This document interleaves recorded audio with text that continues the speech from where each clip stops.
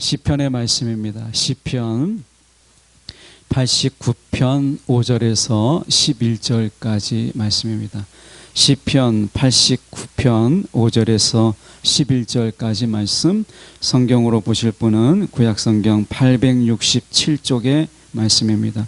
제가 봉독해 올리겠습니다. 여호와여, 주의 기이한 일을 하늘이 찬양할 것이요, 주의 성실도 거룩한 자들의 모임 가운데서 찬양하리이다. 무릇 구름 위에서 능히 여호와와 비교할 자 누구며 신들 중에서 여호와 같은 자 누구이리까? 하나님은 거룩한 자의 모임 가운데서 매우 무서워할 이시오며 둘러있는 모든 자 위에 더욱 두려워할 이시니이다. 여호와 만군의 하나님이여, 주와 같은 능력 있는 이가 누구이리까? 여호와여, 주의 성실하심이 주를 둘렀나이다. 주께서 바다의 파도를 다스리시며 그 파도가 일어날 때에 잔잔하게 하시나이다.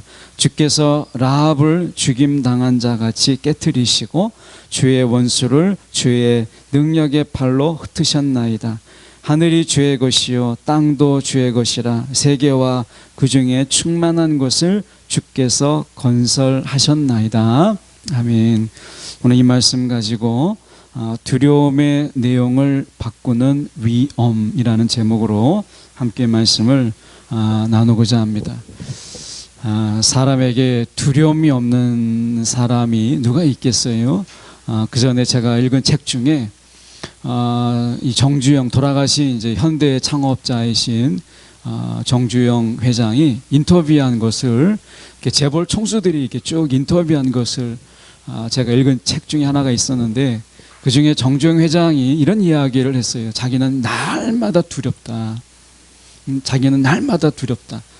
그렇게 돈도 많고 큰 사업을 하는 그도 자기가 매일 두렵다고 이야기해요. 그러면서 그가 이런 이야기를 했습니다. 나는 매일 두렵지만 나는 그 매일 두려움 앞에 직면한다. 피하지 않는다. 이런 이야기를 했어요.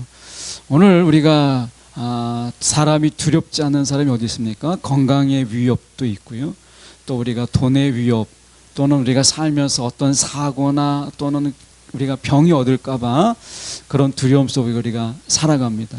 사실 시편은 우리가 총 150편입니다. 그런데 이 시편의 노래 중에서 정말 기쁘고 뭐가 즐겁고 하는 것은 사실 50편 이내에 들어가요.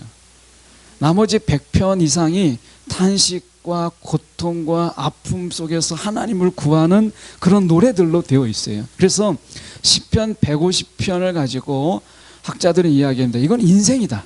시편은 인생에서 우리가 정말 3분의 1 정도, 우리가 100세를 산다고 한다면 정말 30년 이상 정도로 우리가 마냥 즐거워하고 기뻐하고 그런 삶을 살 수 있는 시간이 인생에서 정말 30년 이상 될까? 라는 생각을 우리가 해보게 돼요. 아마 안 될 수도 있을 거예요. 그래서 우리의 인생을 놓고 본다면, 시편적으로는 우리가 인생을 놓고 본다면 한 인생의 3분의 1 정도만 정말 행복하고 기쁘고 복되게 살아가는 것, 그러면 아마 그 인생은 정말 복된 인생이라고 말할 수 있을 거예요. 그렇지 않다는 거예요. 훨씬 더 많은 시간이 탄식과 슬픔과 괴로움과 고통 속에서 우리는 살아가는 거예요. 그래서 톰 라이트라고 하는 신학자는 이렇게 이야기했어요. 시편이라고 하는 것은 우리로 하여금 끔찍한 현실, 잔인한 현실, 그 현실을 똑바로 바라보면서도 계속해서 하나님을 가식 없이 경배할 수 있게 해준다. 그 시편이라고 하는 것은 우리의 삶의 그 현실, 그 현실이 얼마나 끔찍하고 잔인한지 모르잖아요. 그런데 그런 현실 속에서도 하나님을 똑바로 바라보면서 하나님을 경배하게 해준다. 이게 시편이다 라고 이야기했어요. 만약에 시편이 없다면 아마 우리는 하나님을 찬양하고 경배하는 일에 우리는 훨씬 더 미숙할지 몰라요.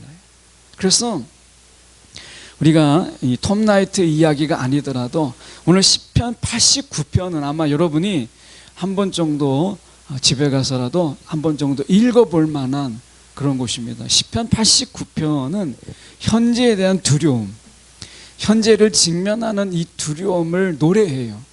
그래서 왕이, 어떻게 보면 왕이 잘려나가고, 그리고 어떻게 보면 세상 속에서 고통을 주는 이가 하나님으로 나와요. 시편 89편을 쭉 보면 우리가 삶에 고통이 있고 어려움이 오는 게 우리가 잘못이 있거나 사단이 뭐 그렇게 하거나 이렇게 되지 않고, 시편 89편에는 그 모든 것의 원인이 하나님이다 라고 말씀하세요. 여러분, 하나님이 허락하지 아니하시면 오늘 우리 가운데 고통도 없고요, 하나님이 허락하지 아니하시면 우리 가운데 아픔도 없어요. 그래서 시인은 이야기하기를 이 모든 것이 다 하나님에게서 오는 것이다. 우리가 욥기만 보아도요, 욥의 시련은 하나님의 허락이 없이는 그에게 그런 시련이 없었어요. 사단이 고자질하고 사단이 어떻게 해보겠다고 하지만, 그러나 하나님이 허락하지 않는 고통, 시련, 이건 없다는 거예요. 오늘 우리의 삶 속에 이 시편은 이야기예요. 하나님 우리 가운데 어떻게 이럴 수가 있는가? 하나님 어떻게 우리 가운데 이런 아픔과 고통과 괴로움을 줄 수 있는가? 라고 시인은 탄식하는데, 마지막에 이 시인은 그럼에도 불구하고 우리는 하나님을 기억하고 하나님을 바라볼 수밖에 없다. 이 하나님을 바라볼 수밖에 없다라고 하는, 다른 길이 없다라고 하는 것이요, 복입니다. 이게 은혜라는 거예요. 그래서 우리가 시편 89편 47절에 이렇게 말씀합니다. 내 인생이 얼마나 짧은지 기억해 주십시오. 주님께서 모든 인생을 얼마나 허무하게 창조해 주셨는지를 기억해 주십시오. 새번역의 번역입니다. 여러분, 하나님이 우리를 기억하시고 우리를 불쌍히 여기주시는 것, 그 외에는 우리가 어떤 것을 할 수 있겠어요? 여러분, 우리의 시간에 유일하게 바라볼 수 있는 것은 결국 하나님뿐이라는 거예요. 하나님. 우리의 인생은요, 하나님 우리를 불러주셨어요. 내 친이시도 하나님이시고, 우리가 시련과 고통을 당하는 것도 하나님 때문이에요. 그런데 그런 가운데서도 우리는 하나님을 바라볼 수밖에 없는 자들이다 라고 하는 거예요. 이게 어떤 은혜가 있는지 오늘 말씀을 통해서 저희가 보려고 합니다. 5절의 말씀에 보면 이렇게 말씀하죠. 여호와여, 주의 기이한 일을 하늘이 찬양할 것이요, 이렇게 되어 있습니다. 주의 기이한 일. 이스라엘에게 있어서 하나님의 기이한 일은 딱 한 가지를 이야기합니다. 그것은 무엇이냐면, 애굽에게 10가지 재앙을 통해서 마지막에 장자의 죽음까지를 통해서 애굽에서 이스라엘 백성들을 나오게 하시고, 그들에게 홍해 바다가 갈라져서 마른 땅을 건너가게 하신 것, 이것을 이스라엘 백성들이 말하는 기이한 일이에요. 하나님께서 그 일을 행하신 거예요. 그러니까 10가지 재앙이라고 하는 것은 애굽에 있는 10가지 신들을 하나님께서 벌하시고 하나님이 진정한 신이신 것을 보이신 사건이죠. 이게 하나님의 기이한 일이고, 홍해바다를 갈라져서 마른 땅을 건너가게 하신 것, 이게 하나님이 하신 일이에요. 이 일에 이스라엘은 아무것도 할 수 없었어요. 여러분, 이스라엘이 무엇을 할 수 있었죠? 400년 동안 종살이하고 그러는 가운데 그들은 기도조차 할 수 없었어요. 성경에서 너무 고통이 심하니까 그들이 부르짖었다라고 하는 이 부르짖음은 기도의 부르짖음이 아닙니다. 너무나 그들이 고통스러워서 그냥 울부짖었다, 탄식했다라는 뜻이지, 그건 기도가 아니었어요. 그럼에도 불구하고 하나님께서는 그들의 소리를 들으시고 하나님의 언약을 기억해 주셨다라고 하는 거예요. 그러니까 하나님이 하시지 않으면 그들은 종살이에서 벗어날 수가 없었어요. 스스로 해서 어떤 일도 할 수 없었어요. 그게 우리라는 건 하는 거예요. 우리라고 하는 거예요. 여러분, 우리가 굉장한 능력이 있는 것 같고, 우리가 굉장한 힘이 있는 것 같고, 뭔가 특별한 재주가 있는 것처럼 보이지만, 그러나 성경은 이야기합니다. 그렇지 않다. 결국 하나님이 우리를 구해 주시지 않으면 우리는 아무것도 할 수 없다라고 하는 거예요. 그래서 그들은 이야기합니다. 6절에 이야기하기를 무릇 구름 위에서 능히 여호와와 비교할 자 누구며 신들 중에서 여호와 같은 자 누구이리까. 하나님은요, 비교를 거부하십니다. 어느 누구도 하나님은 그 비교 당하는 것을 거부하세요. 철저하게. 하나님은 비교 당하는 것을 원치 않으세요. 그게 우리가 세상에서 너무나 귀하게 여기는 돈이라 할지라도 하나님은 돈과 비교되는 것, 돈이냐 하나님이냐. 하물며 우리가 신앙의 궁극점으로 가면 나냐 하나님이냐로 갈라지잖아요. 결국 나냐 하나님이냐. 여러분, 우리가 하나님과 비교할 수 있는 그 어떤 것도 없어요. 그게 여러분 우리 자신이라 할지라도. 하나님은 우리가 세상에서 가장 귀하잖아요. 여러분, 내가 없는 하나님이 무슨 소용이 있을까? 우리 이런 생각을 우리가 하잖아요. 내가 없는 하나님, 나의 죽음이 있은 이후에 하나님이 무슨 소용이 있나? 이런 생각을 하잖아요. 그런데 하나님은요, 나와의 비교, 나냐 하나님이냐라는 비교 자체도 하나님은 거부하세요. 하물며 우리가 물질, 돈이냐 하나님이냐, 건강이냐 하나님이냐, 이런 비교를 하나님께서 정말 기뻐하시겠습니까? 그렇지 않습니다. 하나님은 그 어떤 비교도 다 거절하시는 분이세요. 그래서 여러분, 우리가 나를 부인하고 온전히 하나님을 바라보는 비교 자체를 내가 내려놓는 것, 우리가 신앙의 정말 마지막의 선택에 궁극점에 서 있는 것은 나냐 하나님이냐로 갈라져요. 그럴 때 내가 없는 하나님은 무슨 소용이 있는가 라고 하는 것은 여러분, 이 세상에서 마지막에 큰 유혹이에요. 내가 없는 하나님이 무슨 소용이 있나. 그런데 하나님은 말씀하시죠. 내가 없는 하나님이 여러분 얼마나 큰 의미가 있는가라고 하는 것을 말씀하고 있다는 거예요. 내가 없는 하나님, 여러분, 그 하나님이 나를 살리고 나에게 의미를 부여하는 것이지, 내가 나를 붙잡는다고 해서 거기에 생명이 있는 건 아니에요. 말씀 속에서 우리가 7절에 보면 이렇게 말씀합니다. 그래서 하나님은 거룩한 자의 모임 가운데서 매우 무서워할 이시이며 둘러있는 모든 자 위에 더욱 두려워할 이시니이다. 이렇게 이야기합니다. 여기서 거룩한 자의 모임이라고 하는 것은 천상의 천사들을 이야기해요. 그 천사들조차도 매우 무서워할 분이시다라고 이야기합니다. 늘 제가 말씀드리지만 두려움은 하나예요. 꼭 둘, 셋 그런 게 아니라 두려움은 하나입니다. 내가 하나님을 두려워하면 다른 모든 것은 사실 두려워할 이유가 없어요. 사단은 하나님만 빼놓고 모든 것을 두렵게 만들죠. 그래서 우리가 세상 속에서 살아갈 때에 건강으로 위협하고 죽음으로 위협하고 돈으로 위협하고 때로는 우리가 먹을 것, 잘 것을 가지고 위협해요. 이 사단은 늘 위협하는 존재예요. 사단이 하는 일이 우리 가운데 협박과 겁박, 유혹과 이런 것을 통해서 우리를 혼란하게 만드는 것이 사단의 역할이에요. 그가 하는 일은 그것밖에 없어요. 사단은 오늘도 끊임없이 우리를 두려움 속에 사로잡히게 합니다. 여러분, 하루도 여러분 두려움 없이 살아가는 날들이 있어요? 저는 지금 당뇨 지금 15년 차예요. 그러다 보니까 가끔 눈이 뻑뻑하면 혹시 눈이 안 보이는 건 아닌가? 병원에 가봐야 되는 거 아닌가? 뭐 이런 생각을 해보게 돼. 제가 1년마다 이제 이 망막 검사를 해서 제가 이 진행되고 있는지 시신경이 지금 끊어지고 있는 건 아닌지 느끼지 못하니까 이걸 검사를 받아요. 그러니까 어느 순간에 뭔가 눈이 좀 뻑뻑하다 싶으면 안 보일까봐, 점점 진행되고 있을까봐 두려운 거죠.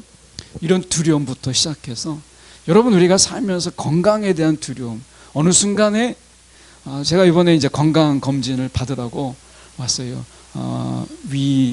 위하고 대장 그래서 위암과 대장암을 검사 받으라는 거예요. 딱 볼 때 좀 기분이 나빴어요. 그냥 위하고 대장을 검사라고 하면 되는데 위암과 대장암 검사라 이렇게 하니까 좀 느낌이 다르잖아요. 여러분, 우리가 왜 검사를 받죠? 나도 모르는 사이에 자라고 있는 암덩어리가 있는 건 아닌가 라고 하는 거예요. 걱정이 되고 두렵잖아요. 근데 사단은 건강으로 우리를 위협해요. 그래서 늘 건강에 신경을 쓰는 거예요. 이런 건강 관리해야죠. 그런데 건강이 나를 두렵게 하는 것은 문제가 될 수 있어요. 그래서 사단은 우리 가운데 건강으로, 때로는 우리 가운데 살아가는 가운데 걱정, 여러분 경제적인 걱정, 돈 걱정 정말 많이 하잖아요. 이거 그뿐만이니까 먹고 마시는 거, 먹을 거, 여러분 이런 거 가지고 우리가 걱정해요. 그래서 사실 우리를 계속 두렵게 만드는 거예요. 왜? 하나님을 바라보지 못하도록, 하나님을 한순간도 바라보지 못하도록 두려움에 쌓이게 하는 것이 여러분 사단의 일입니다. 그런 가운데서 하나님 우리 가운데 어떤 하나님으로 시인은 말씀하느냐, 여러분 9절에 보면 이렇게 말씀합니다. 이렇게 말씀하는데 주께서 바다의 파도를 다스리시며 라고 말씀했어요. 여러분 이 바다는요 그냥 바다가 아니에요. 이 성경에서 바다라고 하는 것은 이스라엘의 세계관은 어떤 것이었냐면 바다와 육지가 서로 영역을 놓고 서로 다투는 존재예요. 그래서 바다가 늘 파도를 통해서 막 육지를 막 넘보면 아, 육지를 더 점령하려고 하는구나 이렇게 생각했어요. 그래서 바다와 육지는 늘 싸우는 존재, 그래서 늘 하나님의 주신 땅을 위협하는 존재가 바다라고 보았어요. 그래서 바다는 혼돈이에요. 늘 이 혼돈과 무질서가 바다예요. 이 바다가 하나님의 만든 질서를 깨고 하나님의 질서를 무너뜨린다고 보았어요. 그런데 지금 바다의 파도를 다스리시고 그 파도가 일어날 때에 잔잔하게 했다. 갈릴리 바다를 건너가실 때 예수님께서 뱃머리에서 주무실 때 갑자기 돌풍 같은 거 일어났죠. 막 바다 이 갈릴리 호수의 물이 이제 배에 차기 시작했어요. 배가 점점 가라앉으려고 하죠. 제자들이 예수님을 깨울 때 예수님께서 잠잠케 하셨어요. 바람과 돌풍과 모든 것을 잠잠케 하셨어요. 이것을 이야기하는 거예요. 무질서를 잠잠케 하시는 하나님, 이것을 이야기하죠. 근데 무엇으로 그렇게 했을까? 예수님께서 무엇으로 그렇게 하셨을까? 말씀으로 그렇게 하셨어요. 예수님이 나가셔서 막 칼로 막 그 바람을 베고 그리고 풍랑을 막 베고 방패로 맞고 막 이렇게 복잡하게 안 하셨어요. 그냥 말씀으로 잠잠하라 이렇게 말씀하셨어요. 그러면 그 말씀에는 뭐가 있기에 그럴 수 있었을까라고 하는 것이죠. 성경은 그것을 위엄이라고 이야기해요. 메제스티라고 이야기합니다. 우리가 이 위엄이라고 하는 것이 성경에서 어떻게 묘사되고 있는가라고 하는 것을 보면 출애굽기 15장 7절의 말씀에 보면 이런 말씀이 있습니다. 주께서 주의 큰 위엄으로 주를 거스르는 자를 엎으시나이다. 자, 능력이 아닙니다. 주님의 능력이 아니라 주의 큰 위엄으로 주를 거스르는 자를 엎으시니이다 라고 이야기해요. 위엄이에요, 위엄. 그리고 우리가 출애굽 15장 11절에 보면 여호와여 신중에 주와 같은 자가 누구이리까? 주와 같이 거룩함으로 영광스러우며 찬송받을 만한 위엄이 있으며 라고 되어 있어요. 하나님은 위엄이 있다는 거예요. 신명기 26장 8절에 보면 강한 손과 편팔과 큰 위엄으로 이렇게 말씀합니다. 제가 교회로는 선배고 총신 신대원으로는 저의 후배로 들어오신 목사님이 얼마 전에 몇 년 전에 이제 하나님의 부르심 속에서 소천하셨어요. 그분이 소천하기 한 달 전에 제가 마지막 그분과 식사를 한번 같이 한 적이 있습니다. 그분이 이런 이야기를 했어요. 딱 두 가지가 기억이 나는데, 하나는 하나님이 나를 부르셔도 나는 절대 여기에 이 세상에 뭐 여운이나 이런 게 미련 같은 게 없다. 하나님이 오늘 당장이라도 나를 불러주시면 좋겠다. 이게 하나였고, 또 하나는 무엇이었냐면 간증 같은 곳이었어요. 그분이 정말 기도 많이 하시는 분이거든요. 정말 하루에 4시간, 많으면 8시간 기도하시는 분이세요. 근데 그분이 한 번은 기도할 때 예수님께서 찾아오셨다는 거예요. 찾아오셔서 그분에게 이야기할 때 평안 나라 이렇게 얘기해요. 평안 나라 이렇게 이야기했어요. 예수님께서 그냥 그 한마디 4글자죠. 숫자적으로 얘기하면 그냥 평안 나라. 그런데 이분이 어떻게 묘사하냐면 자기 몸 구석구석 뼛속까지 있었던 두려움들이 스물스물 다 일어나서 자기 몸을 떠나는 듯한 느낌을 가졌다는 거예요. 자기 몸 안에 있는 뼛속까지 있는 두려움과 걱정, 염려 이런 것들이 다 일어나서 자기 몸을 빠져나가는 느낌을 갖는데 이런 평안이 없더라는 거예요. 하나님의 말씀, 예수님의 말씀에 그 위험이라고 하는 것은요, 그 평안 나라라는 이 말 속에 우리의 두려움과 걱정, 염려가 여러분 거절할 수 없고 거부할 수 없더라는 거예요. 이게 하나님의 위험입니다. 우리는 이 찬양 속에 하나님의 그 큰 위대하신 그 위험 앞에 있어요. 그분의 말씀이면 여러분 우리 머릿속에 있는 마음속 가장 깊은 곳에 자리 잡고 있는 그 두려움조차도 그분의 말 한마디에 우리의 몸을 떠나가지 않을 수 없다라는 거예요. 성경에 보면 여러분 귀신과 사단이 예수님의 말씀에 다 떠나잖아요. 여러분 귀신도 떠나간다면 여러분 풍랑도 잔잔해지시는 주님의 말씀의 위험 앞에 여러분 우리의 걱정과 두려움이 어떻게 남아있을 수가 있겠어요? 그분의 말씀에 여러분 모든 두려움도 우리 몸에서 다 떠나가는 역사가 있다는 거예요. 이게 위험이에요. 지금 하나님께서 바다의 파도를 어떻게 무엇으로 다스려요? 그분의 위엄으로. 그리고 파도가 일어날 때 어떻게 잠잠하게 하셨어요? 말씀으로. 그 말씀이 있는 그 위엄으로 그렇게 하신 거예요. 10절에 주께서 라합을 죽임당한 자같이 깨뜨리시며라고 되어 있어요. 이 라합이라고 하는 건 신화적 존재인데요, 바다의 큰 괴물입니다. 이것은 이스라엘의 전해져는 전설에 하나님이 그를 죽인 것으로 되어 있는 라합입니다. 근데 이 성경에서 라합은 애굽을 이야기해요. 그래서 애굽을 죽임당한 자같이 깨뜨리셨다. 그 강한 하나님의 질서를 깨는, 애굽을 깨시는 하나님, 이걸 어떻게 하셨다는 거예요? 주의 원수를 능력의 팔로. 근데 능력만 되지 않아요. 여기서 말하고 있는 것은 능력의 팔로 이야기할 때 앞에 나와 있는 위엄과 능력, 그 위엄 있는 능력이 아니고서는 여러분 되지 않습니다. 여러분 오늘 사단을 우리 가운데 명할 때 그들이 떠나는 것은 우리 가운데 능력이 있어서가 아니에요. 오늘 능력이 있어도 위엄이 없으면 안 되는 거예요. 주님께서 여러분 그 위엄 앞에 우리를 두셨다는 거예요. 그래서 다시 7절에서는 이렇게 말하는 거예요. 하늘의 천군과 천사라 할지라도 매우 무서워하는 것은 한 분 하나님이라는 거예요. 이거는 경배를 이야기하고 경외를 이야기하는 거예요. 하나님 한 분만을 두려워하게 하는, 그러면 모든 두려움은 다 사라진다는 거예요. 여러분 이 세상의 삶은 굉장히 복잡한 것 같은데 오늘 성경은 단순하게 이야기해요.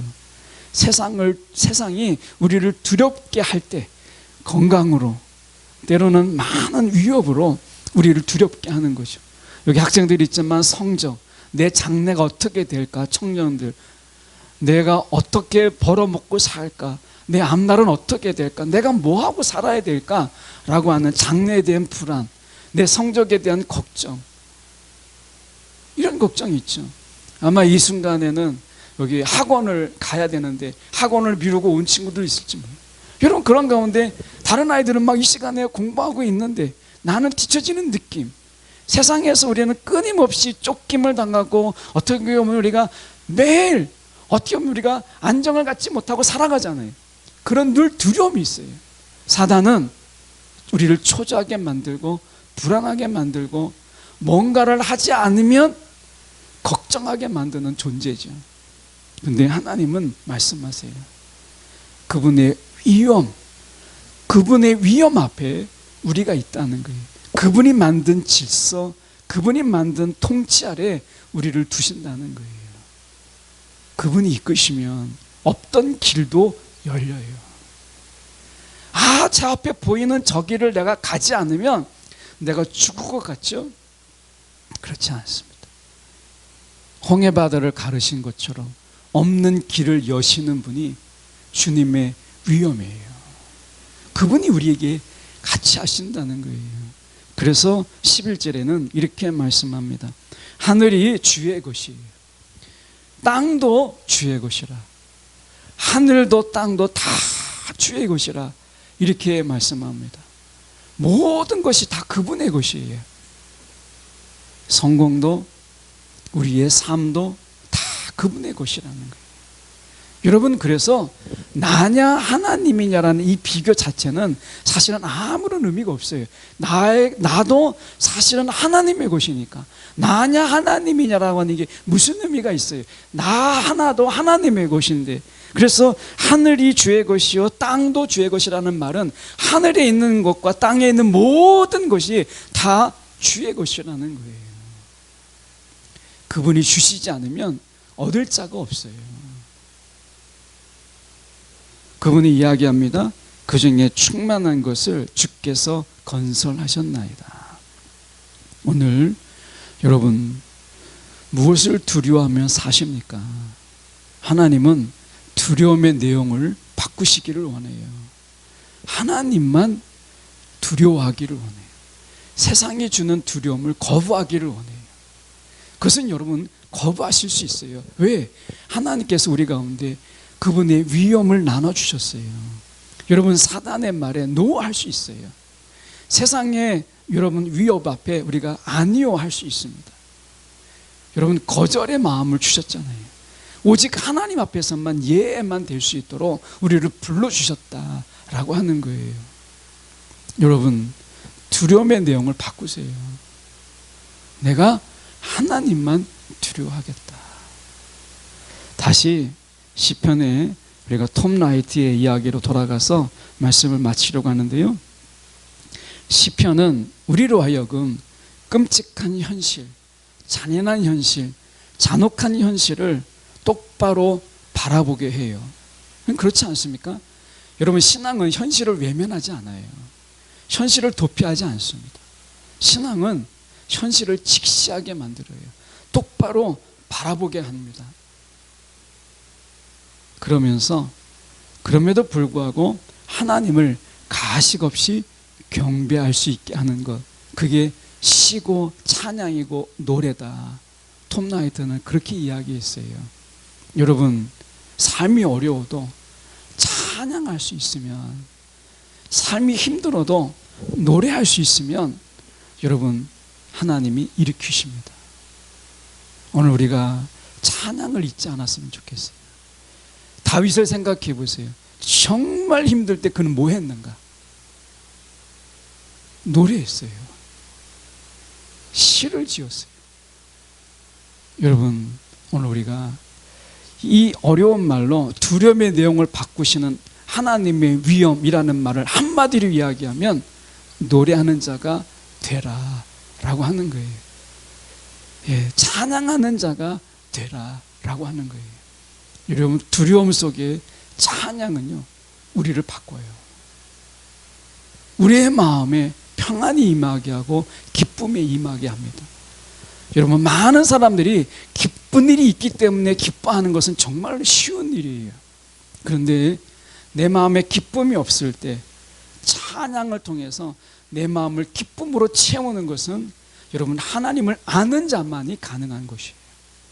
저와 여러분이 그 하나님을 경배하고 찬양하는 저와 여러분이 되기를 간절히 소망합니다. 기도하겠습니다.